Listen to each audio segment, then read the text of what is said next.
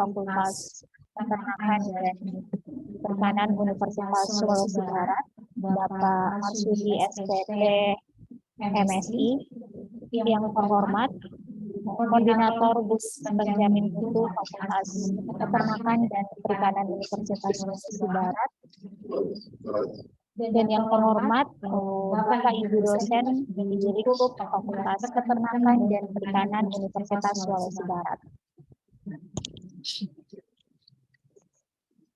Puji syukur kita panjatkan kehadirat Allah Subhanahu wa Ta'ala karena berkat rahmat dan hidayahnya sehingga kita dapat berkumpul dalam melaksanakan kegiatan sosialisasi pada hari ini. Tak lupa pula kita haturkan salawat dan taslim kepada junjungan Nabi besar Muhammad SAW, Nabi yang merupakan suri tauladan bagi kita semua. Baik Bapak Ibu, sebelum memulai kegiatan sosialisasi ini, marilah kita bersama-sama mengucapkan basmalah. Bismillahirrahmanirrahim. Acara pertama, sambutan oleh Wakil Dekan 2 Fakultas Peternakan dan Perikanan Universitas Sulawesi Barat, selaku mentor pelatihan dasar CPNS Kemendikbudristek, dan merupakan penyusun panduan penulisan skripsi edisi pertama dan edisi kedua, sekaligus membuka kegiatan sosialisasi secara resmi. Kepada Bapak Marsudi SPT MSI, dengan hormat kami persilahkan. Oke, terima kasih MC. Bismillahirrahmanirrahim. Assalamualaikum warahmatullahi wabarakatuh. Waalaikumsalam warahmatullahi wabarakatuh. Warahmatullahi wabarakatuh. Selamat siang dan salam sejahtera untuk kita semua. Pertama-tama, puji dan syukur kami panjatkan atas kehadirat Allah Subhanahu wa Ta'ala, karena berkat rahmat dan karunia-Nya lah sehingga kita masih diberi nikmat kesehatan dan kesempatan untuk sama-sama menghadiri kegiatan sosialisasi yang merupakan satu agenda penting ya, dan dari salah satu peserta latsar ya, dan juga menjadi hal yang perlu kita ya, wajib kita ikuti yang karena nantinya ya, panduan ini menjadi rujukan atau dasar kita dalam dan tak lupa pula salam dan taslim kami aturkan kepada baginda Rasulullah Muhammad SAW, beliau sebagai rahmat dan suri teladan bagi kita semua. Pertama-tama ya, saya dari pimpinan ya mengucapkan permohonan maaf ya dari pimpinan tertinggi atau dekan tertinggi fakultas. Beliau tidak sempat hadir hari ini, hingga beliau memandatkan kepada saya untuk menghadiri kegiatan sosialisasi ini. Saya juga mengucapkan banyak-banyak terima kasih kepada para dosen yang sudah meluangkan waktunya untuk sama-sama kita mengikuti sosialisasi ya. Semoga kegiatan ini dapat memberikan manfaat bagi kita semua dan sangat membantu kita nanti ke depannya dalam melaksanakan pembimbingan kepada mahasiswa. Oke. Pada kegiatan ini penyusunan panduan skripsi seperti yang dikatakan tadi ya, ini sudah alhamdulillah sebentar lagi akan terbit edisi ketiga, yang mana pada panduan ini juga disusun oleh beberapa orang yang tergabung dalam tim penyusun, hingga masing-masing memberikan kontribusi dalam perbaikan atau penyempurnaan dari panduan sebelumnya. Ya, semoga panduan ini dapat sangat membantu kita sebagai dosen pembimbing nantinya atau mahasiswa sebagai pengguna ya, atau objek pengguna yang dalam menyusun skripsinya nanti. Akan tetapi dalam sosialisasi ini ya, tidak menutup kemungkinan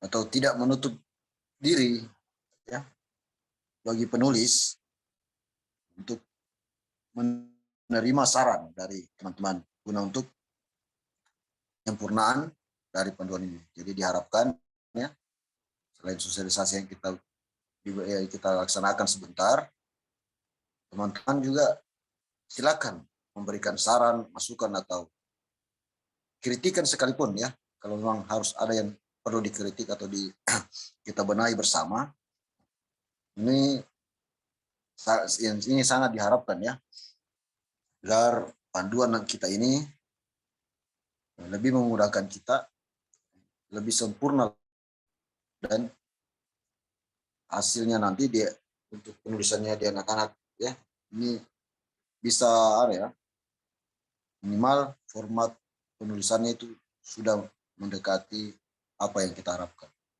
Ya, mungkin sekian yang bisa saya sampaikan nah, dengan tanpa mengurangi rasa hormat saya pada teman-teman Bapak Ibu sekalian. Acara sosialisasi panduan skripsi yang dilaksanakan pada hari Jumat tanggal 30 September tahun 2022 dengan mohon rahmat Allah yang Maha Kuasa ya. Dengan ini saya buka dengan resmi dan dengan membaca basmalah. Bismillahirrahmanirrahim. Oke, baiklah. Demikian penyampaian dari saya. Kurang dan lebihnya saya mohon maaf. Wabillahi taufiq wal hidayah. Assalamualaikum warahmatullahi wabarakatuh. Saya kembalikan ke MC. Waalaikumsalam warahmatullahi wabarakatuh. Baik, terima kasih Bapak. Acara selanjutnya yang merupakan acara inti, yakni sosialisasi draft panduan penulisan skripsi lingkup Fakultas Peternakan dan Perikanan Universitas Sulawesi Barat. Perlu kami informasikan bahwa bahan yang dipaparkan merupakan draft sehingga belum fix. Olehnya itu dalam kegiatan ini bertujuan untuk menyamakan persepsi dan meminta saran, masukan serta kritik dan dari dosen-dosen di lingkup Fakultas Peternakan dan Perikanan untuk menyempurnakan draft panduan penulisan skripsi. Olehnya itu kepada Bapak Sulfatri Randi, SPI, MSI, kami persilahkan. Baik, terima kasih. Assalamualaikum warahmatullahi wabarakatuh. Puji syukur kita hadirat Allah Subhanahu wa Ta'ala atas karunia-Nya sehingga kita masih diberi kesempatan untuk bergabung pada siang hari ini. Tentunya juga kita mengucapkan salam kepada junjungan Nabi Muhammad SAW. Semoga kita menjadi bagian dari umatnya yang terus memuliakan kebaikan, menginginkan perubahan ke arah yang lebih baik. Izinkan saya untuk share screen untuk menampilkan materi sosialisasi pada hari ini.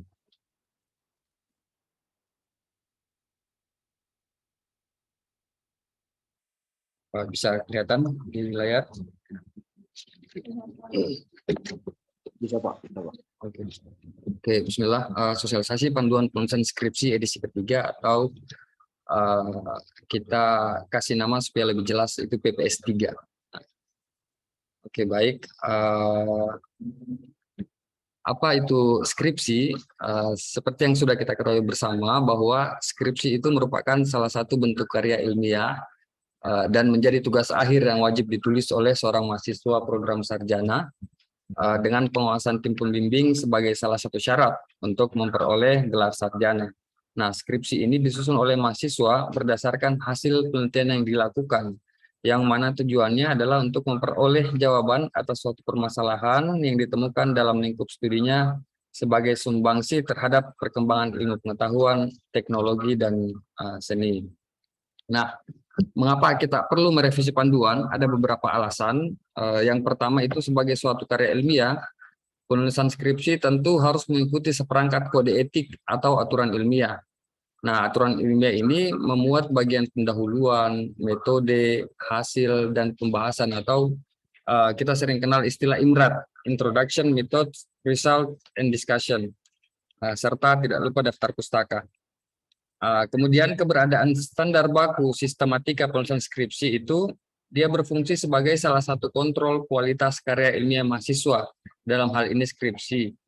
Nah, selain itu standar baku ini juga berfungsi sebagai kegiatan penyeragaman konsep dan format skripsi yang dihasilkan. Nah, kemudian sesuai dengan tuntutan perkembangan zaman, terdapat perubahan pola atau cara pandang dalam penulisan karya ilmiah dibanding dengan kaidah yang lama yang selama ini kita pegang seperti itu. Nah, apa saja itu? Yang pertama adalah karya ilmiah perguruan tinggi saat ini dicirikan oleh keringkasan atau tidak berkepanjangan. Nah, perubahan zaman yang mengantarkan kita ke era teknologi seperti saat ini itu menuntut segala sesuatu serba cepat. Nah, salah satu dampak negatifnya adalah generasi yang serba instan. Selain dampak positif yang serba cepat tadi, dampak negatifnya adalah generasi ini yang serba instan.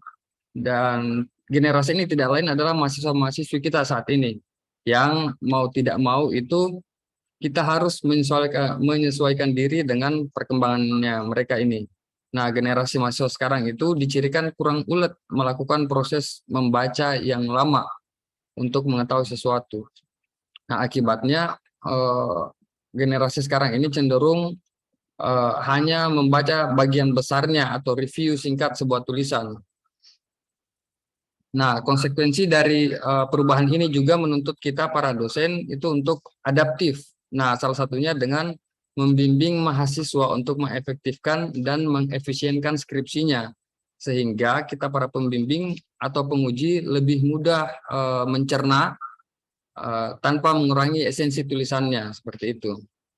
Nah, di sisi lain juga kita para dosen, begitu banyaknya arus informasi ini menyebabkan kita ini tidak bisa lagi fokus untuk melahap banyak informasi atau tulisan yang panjang, terus kemudian kita mau perbaiki secara mendetail begitu skripsinya mahasiswa dalam hal ini, sehingga skripsi yang padat dan informatif itu menjadi suatu kebutuhan saat ini. Nah, ini ada saya kasih tampilkan kutipan dari Ali bin Abi Thalib bahwa didiklah anak-anakmu sesuai dengan zamannya karena mereka hidup bukan di zamanmu. Nah, karena zamannya anak-anak sekarang sudah seperti ini yang serba cepat, instan. Kita pun sebenarnya mau tidak mau harus menyesuaikan diri dengan ini. Nah, kemudian konsekuensi lain dari keringkasan adalah penghematan sumber daya, terutama yang menyangkut dengan penghematan kertas, tinta, dan ruang penyimpanan. Nah, PPS edisi ketiga ini mengatur bahwa skripsi itu diketik pada kertas bolak-balik. Di banyak kampus ternama, keringkasan ini sudah menjadi ciri. Salah satunya menyangkut, selain pengetikan dalam kertas bolak-balik, itu menyangkut pengetikan yang spasi yang bukan spasi 2 lagi. Selama studi literatur kemarin kami tidak menemukan lagi itu perguruan tinggi yang mewajibkan skripsinya itu spasi 2 dan semua itu sudah menerapkan pengetikan bolak-balik demi efisiensi penggunaan kertas, tinta, dan ruangan tentunya.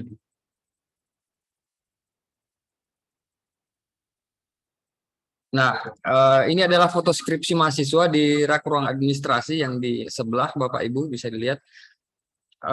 Dalam 3-5 tahun terakhir ke depan, saya tidak yakin sebenarnya rak yang kita punya ini masih bisa menampung skripsi mahasiswa yang tebal-tebal kayak begini. Jadi skripsi yang singkat, padat, dan jelas itu menjadi suatu kebutuhan saat ini. Nah, kemudian berkenaan dengan kewajiban mempublikasikan hasil penelitiannya. Ada beberapa peraturan di sini. Itu yang pertama itu tentang edaran Dirjen Dikti nomor 152/E/T 2012 bahwa untuk lulus program sarjana harus menghasilkan makalah yang terbit pada jurnal ilmiah.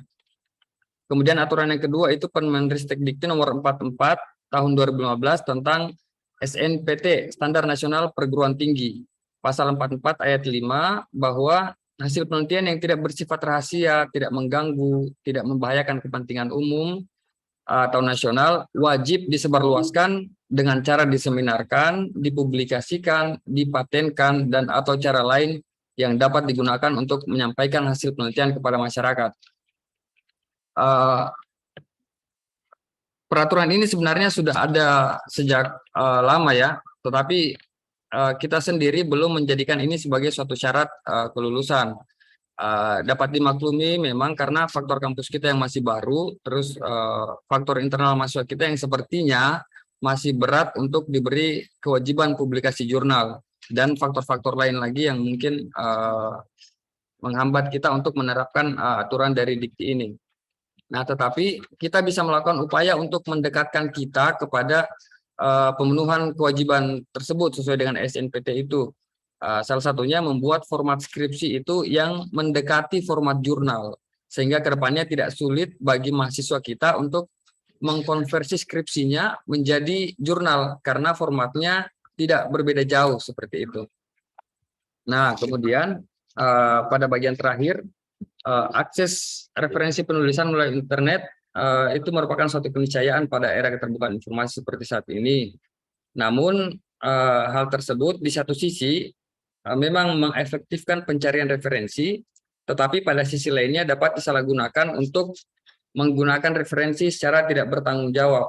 Nah, seperti yang kita tahu itu kewajiban untuk melakukan pengecekan tingkat kesamaan menggunakan Turnitin ya, dengan maksimal tingkat kesamaan itu 50%, itu sudah ada sebenarnya sejak panduan skripsi edisi yang pertama dan yang kedua. Dan sumber utama plagiasi ini terutama itu paling banyak pada bagian tinjauan pustaka. Mengapa demikian? Karena kebanyakan bagian tinjauan pustaka ini oleh mahasiswa kita ditulis lebih mirip seperti clipping, Bapak Ibu. Hanya copy paste, tidak diparaphrase, hanya diambil dari sumbernya kemudian ditaruh seperti itu saja di bagian tinjauan pustakanya, dan seringkali tidak digunakan sebagai acuan dalam berargumentasi. Nah, bahkan terkadang beberapa kali menguji proposal kemarin itu dia diulang-ulang redaksinya, ditipus, metode, di pembahasan lagi diulang seperti itu. Nah, dari alasan-alasan ini tadi, mengapa tidak kita memadatkan saja bagian pendahuluan dengan banyak literatur yang dari awal, demikian halnya kayak jurnal begitu. Semisal dalam satu paragraf terdapat 3-5 literatur, atau tinjauan pustakanya ini tetap masuk tetapi dengan parafrase yang ketat.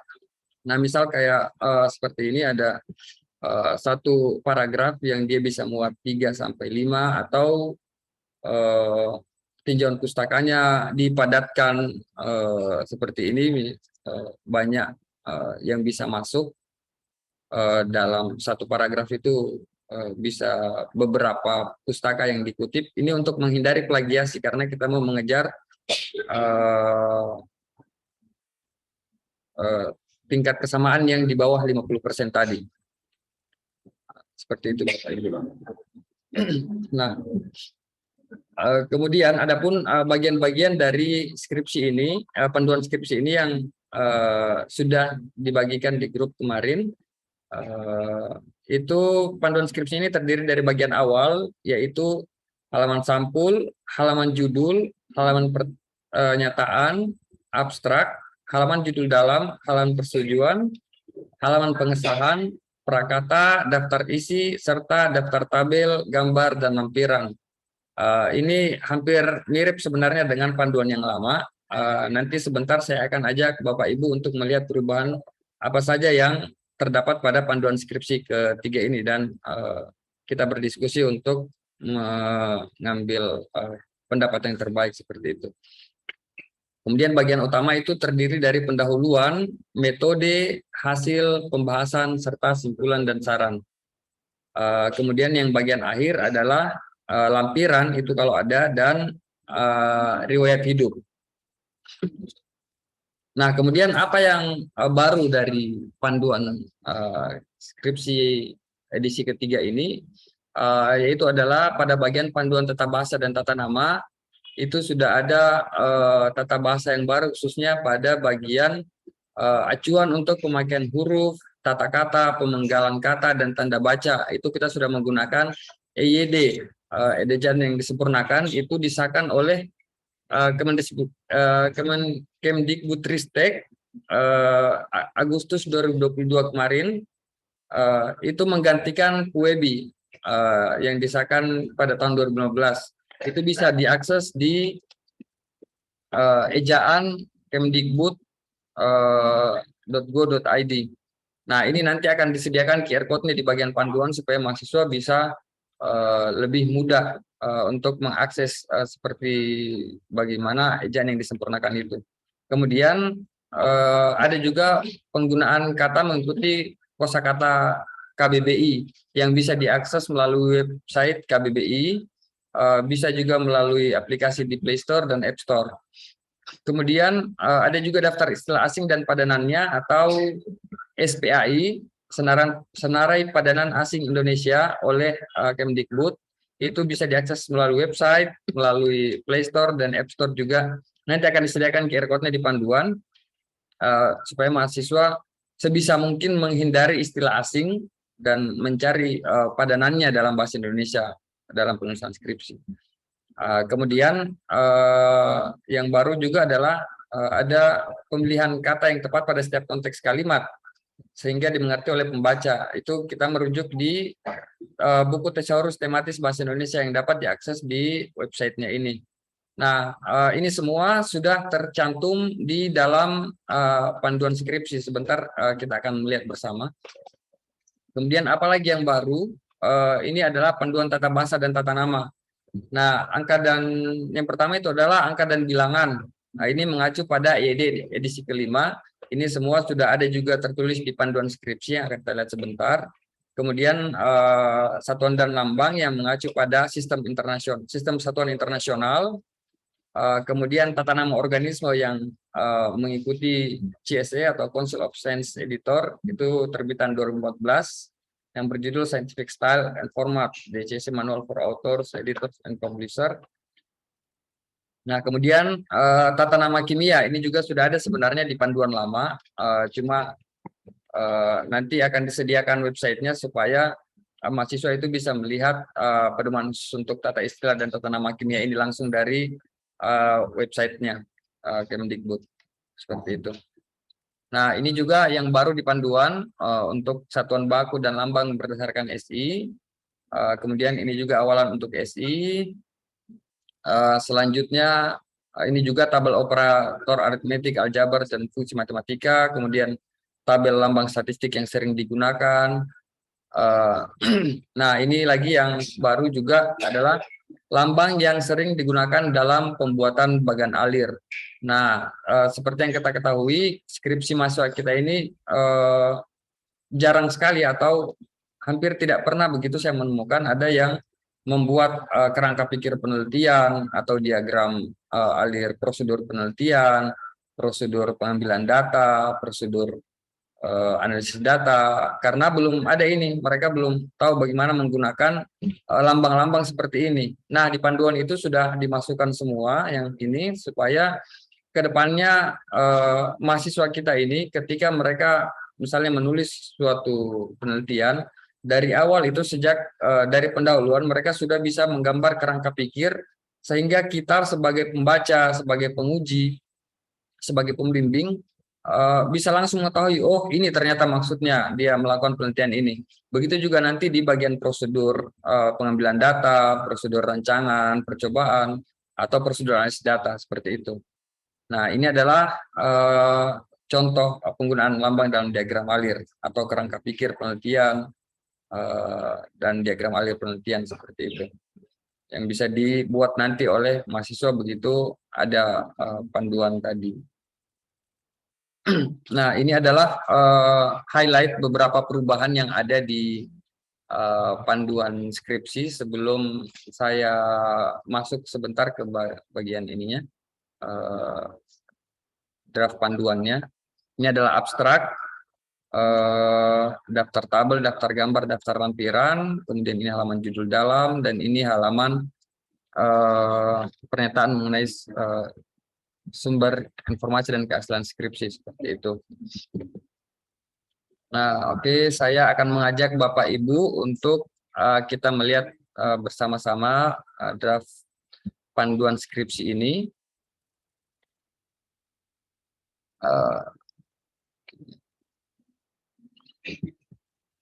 Nah, ini adalah draft panduan penulisan skripsi, Papetkan edisi ketiga.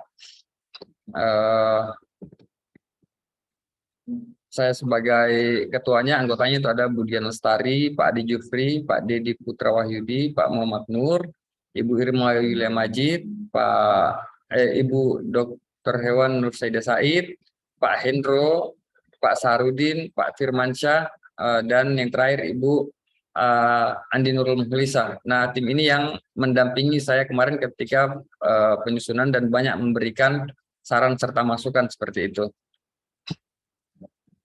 Nah, ini adalah sistematika penulisan skripsi seperti yang sudah dijelaskan di awal tadi. Ada bagian awal, bagian utama, dan bagian akhir. Kemudian ada panduan tata bahasa dan tata nama, kemudian panduan tabel dan gambar, serta panduan perpustakaan.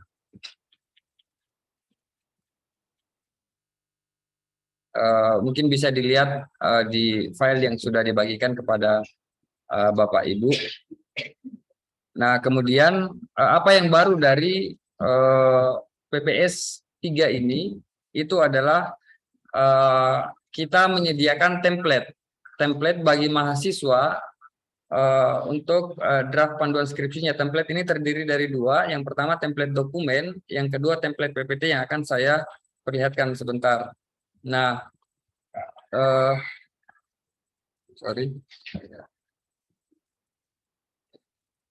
Nah, ini adalah template sehingga mahasiswa itu nanti tinggal mengunduh template ini lalu menuliskan skripsinya. Dia tinggal mengganti di dalam sini supaya ada keseragaman format antara satu mahasiswa dengan mahasiswa yang lain. Semisal judul proposal atau skripsi maksimum 3 baris, 15 kata, tidak termasuk kata depan dan kata sambung, dan seterusnya. Kalau yang di sebelumnya itu kan beragam modelnya ini antara mahasiswa yang satu dan mahasiswa yang lain. Memang ada di panduan, tetapi ketika tidak diberi template begini, itu akan beragam sekali modelnya, Bapak Ibu. Tergantung dari penafsiran masing-masing. Tetapi ketika dipatok seperti ini, ya dia akan seperti ini saja. Terkecuali mereka merubah-rubah format yang telah diberikan ini. Nah, dia ini karena timbal balik, jadi ini di kiri terisi, kemudian di belakangnya kosong. Kemudian ini adalah pernyataan mengenai sumber informasi dan keaslian skripsi. Nah, pada panduan yang pertama dan kedua, di sini itu diberi materai. Nah, kenapa sekarang tidak ada materainya? Karena saya pikir skripsi mahasiswa ini kan internal kita, dan ketika mahasiswa itu misalnya ada melanggar sesuai dengan apa yang ada tertulis di sini, itu kita langsung bisa memberi sanksi secara langsung seperti itu. Jadi sepertinya tidak butuh materai karena itu memberatkan lagi kepada mahasiswa karena mereka harus beri materai 10.000 lagi, kemudian menempel seperti itu. Dan di beberapa kampus pun rata-rata pernyataan mengenai keaslian skripsi ini itu tidak diberi materai. Kemudian itu di belakangnya kosong lagi. Kemudian ada abstrak. Nah, perbedaan dari abstrak yang lama, abstrak dan abstrak ini karena dia hanya 250 kata maksimal seperti ketentuan yang terdapat dalam panduan. Jadi itu bisa ditulis dalam satu halaman seperti ini. Di sini menghilangkan nama pembimbing, kemudian judul, nama mahasiswa, judul, kemudian nama pembimbing, karena itu sudah tertera di atas. Jadi ini hanya berupa abstraknya saja, maksimal 250 kata dengan kata kuncinya.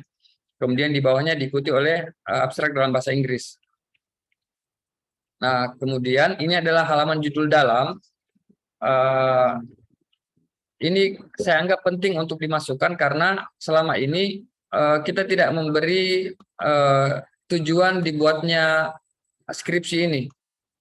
Misalnya ini kan sebagai salah satu syarat untuk memperoleh gelar sarjana peternakan pada Fakultas Peternakan dan Perikanan. Nah, di banyak kampus yang menjadi rujukan saya dalam membuat ini, semuanya itu rata-rata ada halaman yang menyatakan tujuan pembuatan skripsi, misalnya sebagai salah satu syarat untuk memperoleh gelar sarjana, seperti itu. Nah, kemudian ini halaman persetujuan, ini mengikut panduan lama, hanya redaksinya saja yang diubah. Kemudian ini juga halaman pengesahan yang ditandatangani oleh susunan Dewan Penguji. Ini mengikut dari panduan lama juga. Kemudian prakata menggantikan kata pengantar. Kemudian daftar isi, ini adalah daftar isi otomatis ya, sehingga ketika mahasiswa mengubah isinya di dalam, mereka tinggal mengupdate di sini dan bisa mengikut apa isinya di dalam, seperti itu. Nah, ini juga daftar tabel, daftar gambar, daftar lampiran. Ini sekiranya dia masih banyak space dalam halaman itu, maka tinggal disambung saja. Termasuk ini juga daftar isi, daftar tabel, daftar gambar, daftar lampiran. Ini demi efisiensi seperti yang sudah dibahas di awal tadi. Kemudian ini bagian pendahuluan. Ada petunjuknya, kira-kira apa yang harus diisi pada bagian pendahuluan ini, yang mencakup itu latar belakang, perumusan masalah, tujuan dan manfaat penelitian. Nah, kemudian ada ruang lingkup penelitian. Nah, ini yang opsional juga. Nah, ini tadi yang saya bilang, kemudian adalah tinjauan pustaka yang bersifat opsional, tapi nanti tergantung saran yang berkembang sebentar. Ini yang saya ajukan bahwa tinjauan pustaka itu opsional karena seperti yang dijelaskan di awal tadi bahwa jika kita mau menerapkan Turnitin, itu berarti tinjauan pustaka ini sangat rawan untuk adanya tingkat kesamaan yang tinggi. Jika tidak, jika misalnya tetap akan dimasukkan, berarti memang harus diparafrase tinjauan pustakanya ini. Kemudian di bagian metode itu ada alat, bahan, prosedur analisis data. Ini metode ini bergantung apakah dia penelitian eksperimental atau non eksperimental. Nah, itu sudah dijelaskan bahwa penelitian eksperimental itu apa-apa saja yang bagian metodenya, dan non eksperimental itu apa-apa saja. Itu sudah ada di panduan yang tadi Bapak Ibu, yang ini yang sudah dibagikan juga. Kemudian bagian hasil dan pembahasan ini bisa opsional, bisa digabung. Misalnya hasil dan pembahasan itu mau dibahas sekalian di situ atau mau dipisah. Hasilnya dulu misalnya dipaparkan, kemudian baru dibahas dalam subbab pembahasan, atau hasil kemudian langsung dibahas di situ juga. Nah, itu bisa seperti itu. Tergantung dari kesepakatan nanti antara mahasiswa dan pembimbingnya, yang mana yang enak untuk dia menyajikan data, seperti itu. Nah, di dalam juga sudah ada petunjuk-petunjuk teknis lain untuk mahasiswa supaya bisa membuat daftar isi otomatis, membuat daftar tabel, daftar gambar otomatis, dan seterusnya. Nah, kemudian bagian terakhir adalah bagian simpulan dan saran. Ini bisa pada panduan yang pertama dan kedua itu di sini tertulis sebenarnya kesimpulan, tetapi ketika saya mencari literatur sebenarnya mana yang benar sebenarnya dan baku, apakah kesimpulan atau simpulan, ternyata memang yang baku itu simpulan, Bapak, bukan kesimpulan untuk digunakan dalam penulisan karya ilmiah termasuk skripsi. Dan yang terakhir adalah daftar pustaka serta daftar riwayat hidup.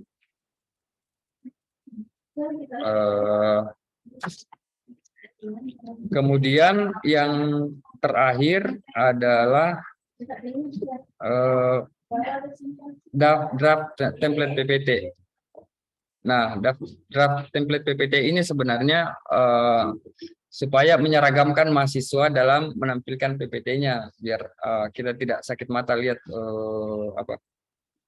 banyak ininya mahasiswa kadang tidak teratur dalam menyajikan PowerPoint-nya, sehingga saya coba buat juga ini karena supaya ada keseragaman dan brandingnya kita paparkan Unsurbar seperti itu. Nah, ini sudah ada juga saya share, tinggal diikuti oleh mahasiswa dan supaya bisa mereka itu tidak kesulitan lagi seperti itu Bapak Ibu dalam menyusun PPT karena sudah ada panduannya seperti ini. Nah, baik, demikian apa yang dapat saya sampaikan. Lebih dan kurangnya mohon dimaafkan. Apabila ada saran, masukan, kritik, dan sebagainya, itu bisa kita diskusikan supaya membawa kesempurnaan bagi panduan skripsi dan membawa perbaikan bagi PPS edisi ketiga ini. Saya akhiri. Assalamualaikum warahmatullahi wabarakatuh. Selanjutnya saya serahkan kepada moderator.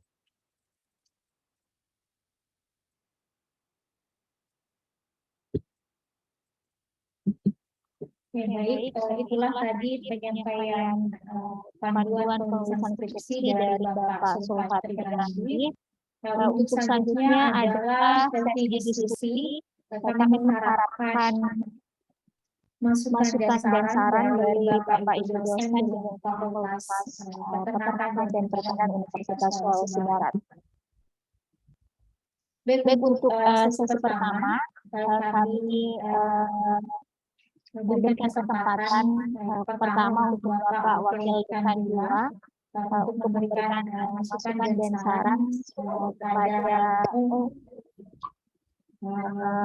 terkait panduan penulisan skripsi. Kepada Bapak kami persilahkan. Terima kasih ya kesempatannya. Ini biar diacak dari apa ya, panduan yang sudah dibuatkan tadi ini sangat banyak perubahan ya. Mudah-mudahan perubahan ini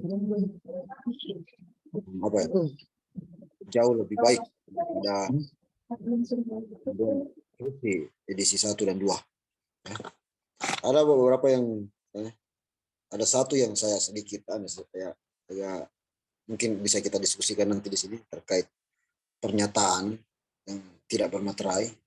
Nah, materai ini merupakan satu yang mempunyai kekuatan di mana kita dalam surat pernyataan itu ya, bila tertulis atau tertanda tangan di atas materai, hingga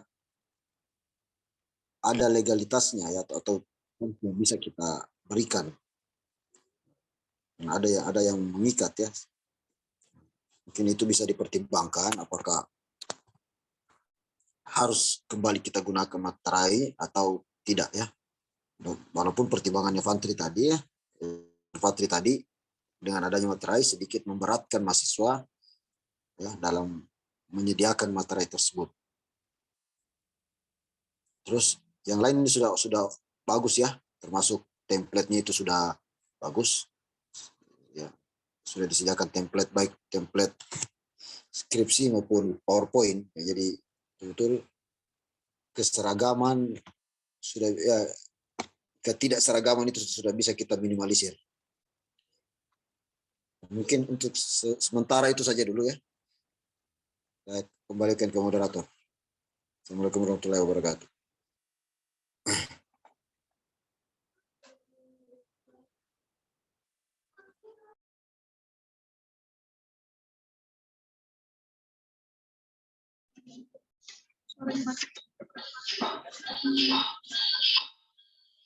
Oke, baik. Bapak Wakil Dekan 2 atas masukan dan sarannya. Mungkin sudah dicatat oleh Bapak Sulfatri. Selanjutnya saya persilahkan kepada Bapak Ketua Jurusan Peternakan. Mungkin ada yang berkesempatan hadir. Bapak dari perwakilan dari Ketua Jurusan Peternakan.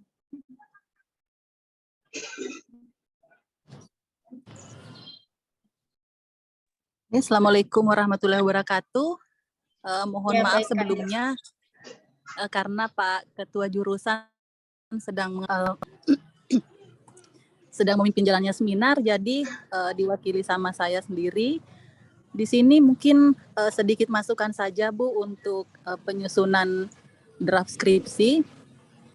Jadi setelah ini saya lihat untuk yang panduan yang dibikin sama Pak Sul, itu tertulis di situ hanya menuliskan untuk revisi, tim penyusun revisi 3. Nah mungkin sedikit saran, alangkah baiknya kalau dari revisi pertama, kemudian revisi kedua, itu timnya itu tetap dituliskan Bu, jadi kelihatan di situ. Ada berurut, misalnya revisi kedua itu ditulis sama siapa, kemudian revisi ketiga timnya ini. Seperti itu Bu masukannya. Kemudian di prakata, mungkin kalau saran saya, alangkah baiknya juga ditambahkan 1 halaman lagi Bu setelah prakata. Jadi ada halaman persembahan. Biasanya kan kalau mahasiswa itu mau menuliskan nama keluarga, orang tua atau suami di skripsinya. Nah, biasa saya lihat itu di skripsi, mahasiswa itu mencampurkan, misalnya menuliskan nama orang tuanya dulu, kemudian menuliskan Pak Rektor, baru Pak Dekan. Jadi mungkin bagus dipisah untuk prakatanya itu khusus untuk akademisi, kemudian untuk halaman persembahan itu misalnya dipersembahkan untuk kedua orang tua atau keluarga.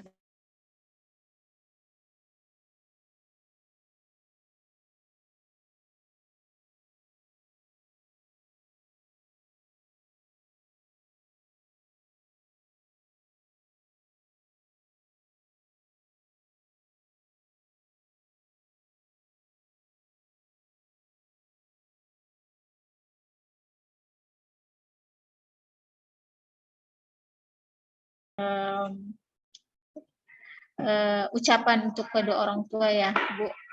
Untuk selanjutnya kami persilahkan kepada Ibu Ketua Jurusan Perikanan, Ibu Dr. Nur Indah Sari Arbit, SSI MSI, untuk memberikan masukan dan sarannya terkait panduan penulisan skripsi ini. Kepada Ibu kami persilahkan. Ya, baik, terima kasih banyak Bu Moderator. Mohon maaf sebelumnya saya tidak mengaktifkan kamera. Baik, bismillahirrahmanirrahim. Assalamualaikum warahmatullahi wabarakatuh. Ya, baik, terima kasih banyak atas kesempatan yang diberikan terkait dengan sosialisasi pada hari ini.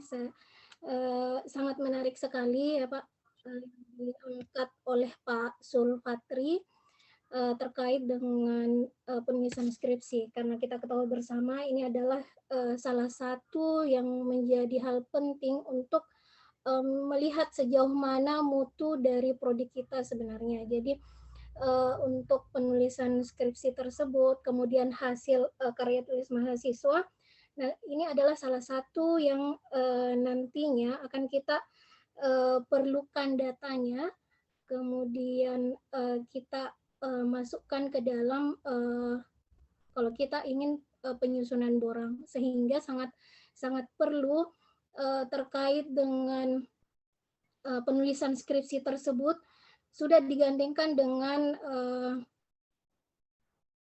format atau penulisan artikel untuk mahasiswa, karena tujuan kita nanti selanjutnya itu terkait bagaimana luarannya kita, mahasiswa alumninya kita pada saat selesai penulisan skripsinya, diharapkan hasil karyanya itu tidak hanya sampai sebatas sebuah skripsi, tetapi mereka bisa publikasikan. Nah, di sini biasanya yang menjadi salah satu yang sulit, karena biasanya mahasiswa kalau setelah selesai biasanya sudah tidak melihat kembali lagi atau tidak termotivasi lagi untuk menuliskan jurnal atau menuliskan artikel untuk dimasukkan ke jurnal sebagai publikasi. Nah, sebagaimana kita ketahui, publikasi dari mahasiswa juga itu menjadi salah satu hal yang penting nantinya untuk meningkatkan mutu kita di prodi. Saya menarik sekali yang diangkat oleh Pak Zulfatri ini, karena dengan adanya panduan penulisan itu sudah dibarengi atau memudahkan mahasiswa nanti ke depannya untuk mereka bisa mengubah formatnya ke format artikel yang nantinya bisa nanti dipublikasikan. Nah, sedikit saran mungkin, sebaiknya setelah nanti panduannya sudah selesai, sudah fix, kemudian juga format terkait dengan penulisan artikel oleh mahasiswa, ini nanti akan sama-sama mensahkan di tingkat senat. Kemudian kalau memang sudah disetujui dan bisa diimplementasikan ke semua prodi lingkup Fakultas Peternakan dan Perikanan. Nah, sebaiknya kita melakukan sosialisasi ke mahasiswa. Nah, sosialisasi ini bisa kita gandeng atau bisa kita samakan dengan dialog akademik nanti mungkin ke depannya. Sehingga untuk mahasiswa yang ada di tingkat akhir sudah mulai mempersiapkan dirinya, selain menuliskan skripsi, mereka juga bisa belajar dan mengerti terkait dengan mengubah format ke dalam bentuk artikel sehingga hasil penelitiannya mereka bisa publikasikan. Seperti itu mungkin Pak Zulfatri. Selamat untuk aktualisasinya. Semoga bisa diimplementasikan ke depannya. Terima kasih. Assalamualaikum warahmatullahi wabarakatuh.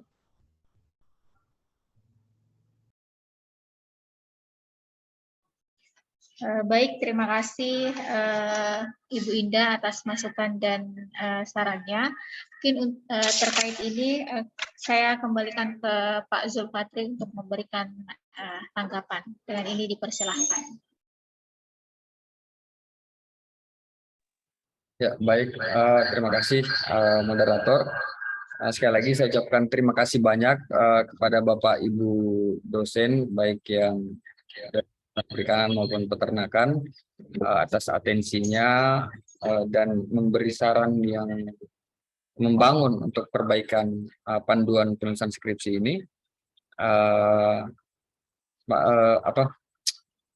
Saran-saran dari Bapak Ibu semua sudah saya catat dan insya Allah akan menjadi bahan evaluasi bagi saya sebelum mematenkan ini sampai ke tingkat senat seperti itu.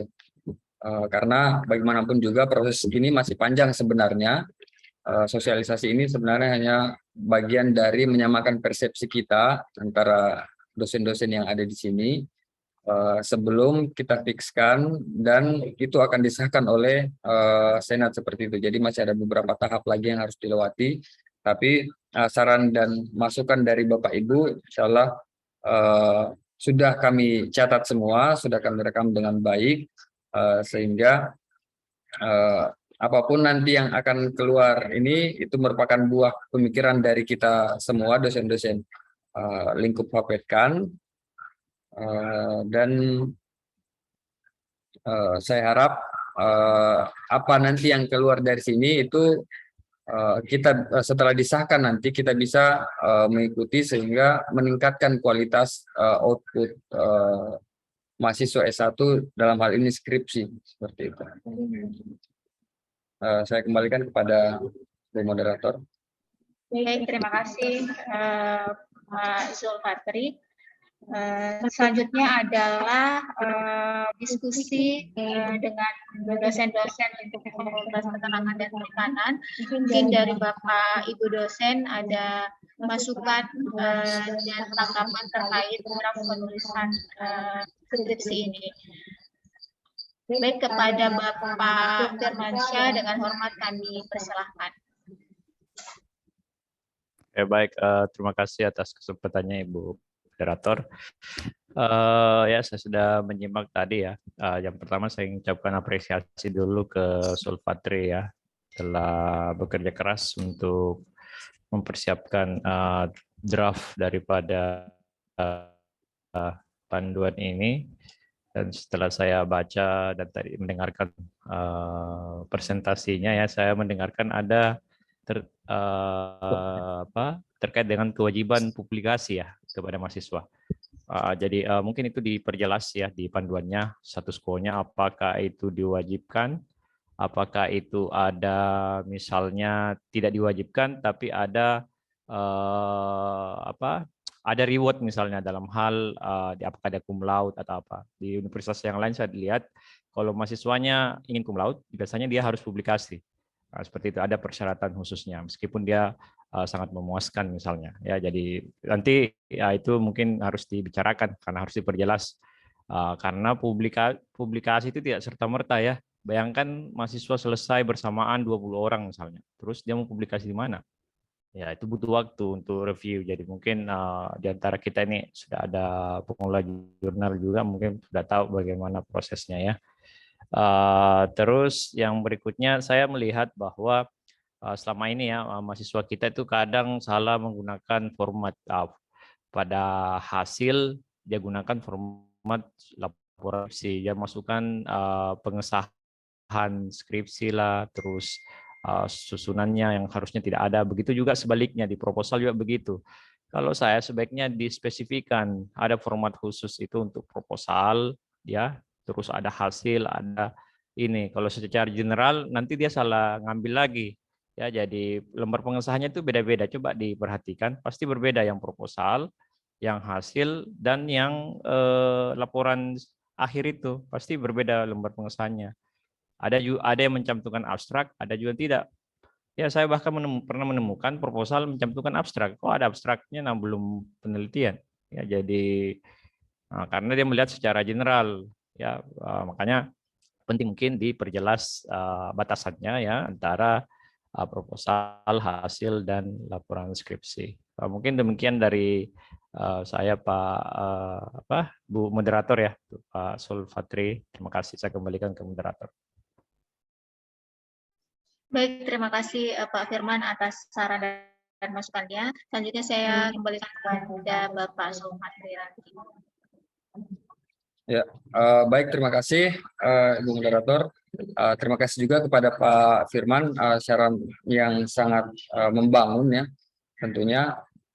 Untuk publikasi ini saya itu belum mengetahui secara jelas apakah dia itu memang betul-betul diwajibkan atau dia hanya sebagai ini kayak ibaratnya kayak sunnah muakkad begitu, sunnah tapi betul-betul disarankan seperti itu. Dan betul juga mungkin saya sepakat dengan idenya Pak Firman bahwa misalnya ketika ada yang publikasi itu dia bisa cum laude begitu. Jadi walaupun misalnya dia mahasiswa ini sangat memuaskan IPK-nya, tetapi ketika dia tidak mempublikasi dia tidak bisa cum laude. Nah, ketika dia sudah sangat memuaskan dan ada publikasinya, itu disarankan untuk cum laude. Saya sepakat ini, tapi kembali lagi nanti ini bisa nanti Pak Firman dorongkan mungkin di Senat supaya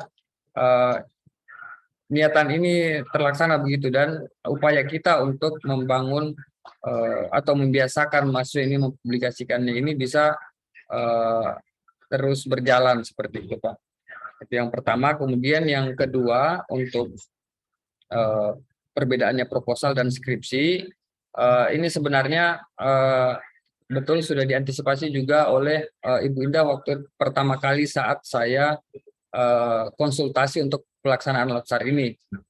Jadi saat itu Ibu Indah berpesan bahwa sebaiknya ada pemisahan antara format untuk panduan untuk proposal dan panduan untuk skripsi. Nah, tetapi ketika di tengah jalan ketika saya membuat ini, saya kemudian kenapa tidak saya buat format secara umumnya panduan penulisan karya ilmiah itu seperti apa, nanti penjabarannya apakah dia proposal, apakah dia skripsi, hasil penelitian atau skripsi, nanti dijabarkan di template. Jadi ada template-nya nanti, misalnya template untuk proposal, template untuk hasil penelitian ketika dia mau maju hasil, dan template untuk skripsi seperti itu. Tinggal mereka mengikuti. Bisa disiasati di situ kira-kira Pak Firman. Dan panduan ini nanti dia lebih general begitu, lebih umum.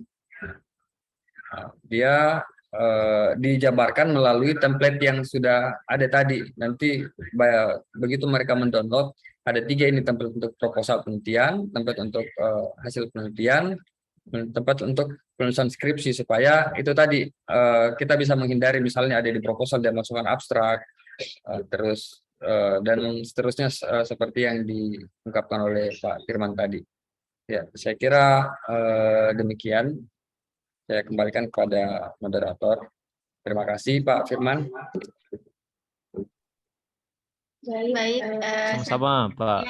ada saran dan masukan lagi dari Bapak Ibu dosen kami, persilahkan. Ada tawa di kolom chat.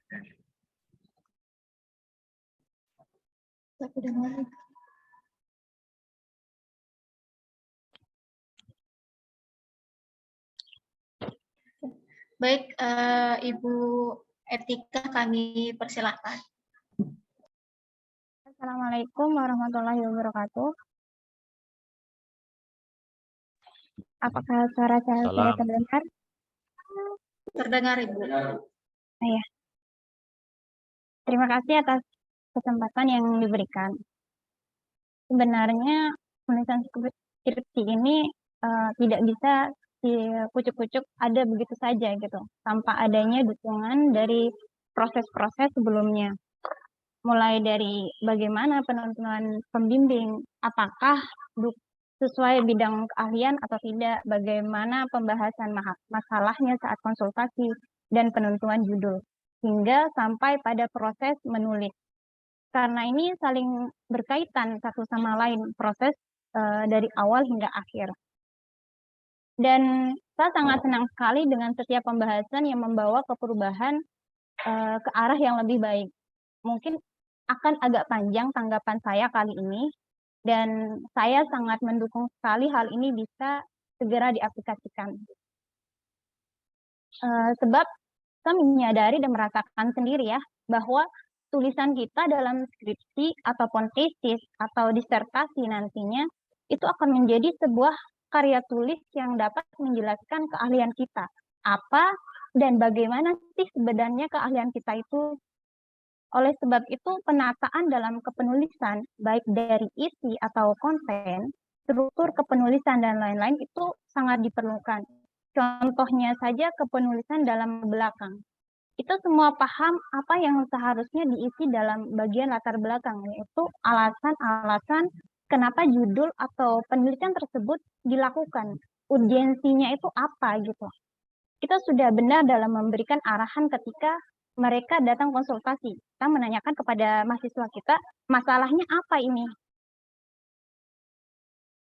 Nah, terus menurut saya namun berjalannya kesuksesan dari penulisan skripsi ini bisa terwujud bukan diawali dengan itu ya. Itu terjadi atau masalah itu kita bisa tanyakan ketika anak bimbingan kita itu pertama kali konsultasi. Nah, jadinya sebenarnya hal yang paling diperlukan ketika anak kita konsultasi ke kita itu bukan masalahnya yang ditanyakan kayak gitu. Nah, prosesnya seperti ini. Ketika si anak pertama kali berkonsultasi sebagai seorang bimbingan dan dibicarakan dengan si pembimbing, sedangkan judul belum terbentuk nih. Di sanalah terjadi proses konsultasi. Mungkin bisa saja akan membawakan beberapa judul, namun harus ada proses konsultasi dan kesepakatan. Dari hasil pembicaraan tersebut muncullah suatu kesepakatan, dan dosen pembimbing sudah mengetahui bagaimana gambaran, alur, rangkaian, atau bahkan bisa muncul imajinasi terkait hasilnya penelitian ini bakal seperti apa. Jadi kepenulisan skripsi ini tidak sepenuhnya diserahkan kepada anak bimbingan begitu. Dosen juga harus paham. Nah, mungkin agak sedikit ribet atau susah nanti prosesnya karena ini berkaitan sama habit atau culture yang ada di Fapetkam itu sendiri. Kalau saya ceritakan tentang pengalaman pribadi saya dulu, ini bagian dari saran saya sih, kayak gitu kan. Dan saya akan mengambil hanya kesimpulan dari situ saja. Kalau dulu saya dari semester 1, kami sudah tidak bisa tidur kayak gitu. Kami sudah dibiasakan dengan menulis laporan praktikum secara manual, yaitu tulis tangan. Nah, di sana itu ada proses perbaikan dan lain-lain. Nah, sebelum lanjut ke tahap penulisan skripsi, saran saya, alangkah cantiknya jika anak-anak mahasiswa memang harus dibiasakan terlebih dahulu mulai dari laporan praktikum secara individu. Nah, hal ini dikontrol atau dimonitoring oleh asisten praktikum yang dibawahi oleh dosen koordinator praktikum. Terkait prosedur kepenulisan ini juga harusnya disampaikan ke setiap asisten praktikum. Sehingga ketika berhadapan dengan namanya menulis skripsi, sudah bukan hal yang mengagetkan atau memusikkan lagi, karena mereka sudah terbiasa mencari referensi, menyusun struktur dalam laporan, dan lain-lain kayak gitu. Dan saya yakin ketika hasil penelitian mahasiswa nanti yang akan dipublikasikan, itu kan akan tercantum nama dosennya juga ya.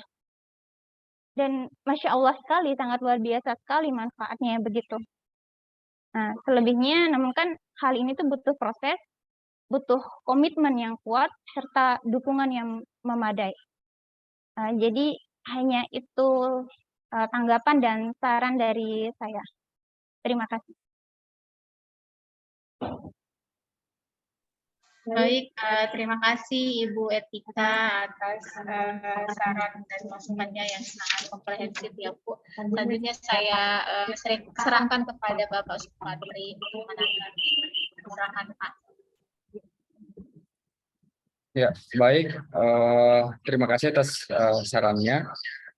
Ada beberapa yang bisa saya ambil tadi dari sarannya bahwa sebenarnya panduan ini mungkin panduan untuk ke kita juga dosen, karena kita yang akan mentransfer ini ke mahasiswa bimbingannya kita, seperti itu mungkin kira-kira. Dan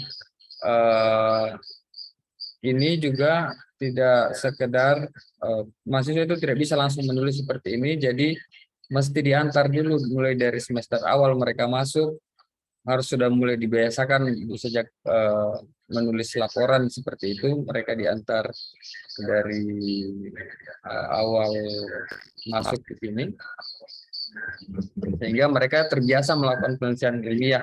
Begitu kira-kira Bu ya yang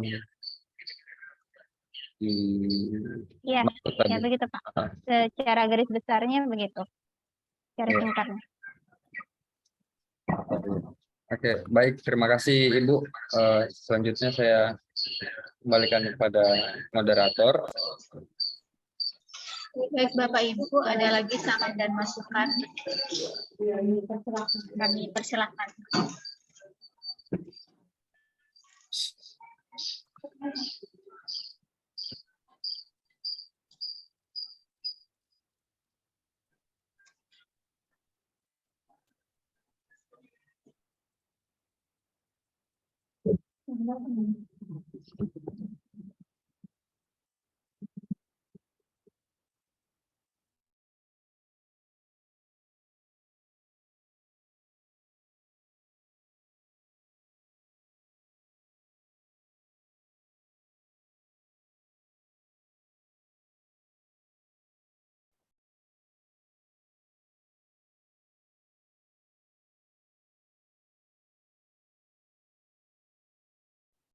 Baik Bapak Ibu, kalau sudah tidak ada, terima kasih Bapak Ibu dosen Fakultas Peternakan dan Perikanan telah bersedia untuk bergabung dalam sosialisasi kegiatan panduan penulisan skripsi ini.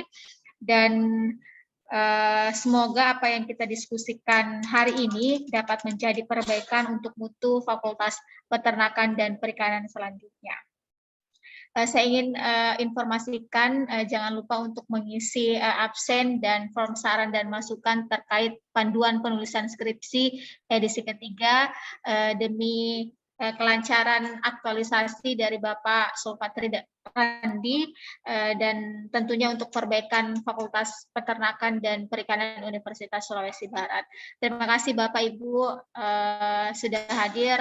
Saya tutup dengan ucapan wabillahi taufiq wal hidayah. Wassalamualaikum warahmatullahi wabarakatuh. Waalaikumsalam warahmatullahi wabarakatuh. Terima kasih Bu Moderator. Terima kasih Bapak Ibu semua. Selamat Pak Sul. Terima kasih.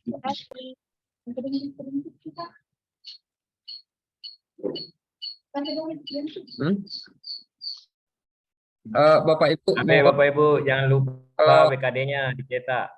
Kalau bisa diaktifkan kameranya untuk kita mau berfoto bersama Bapak Ibu. Saya sampai lupa.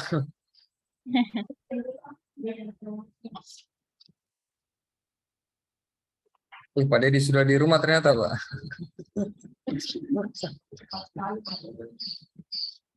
Mau beta aku tadi Pak. Oh siap.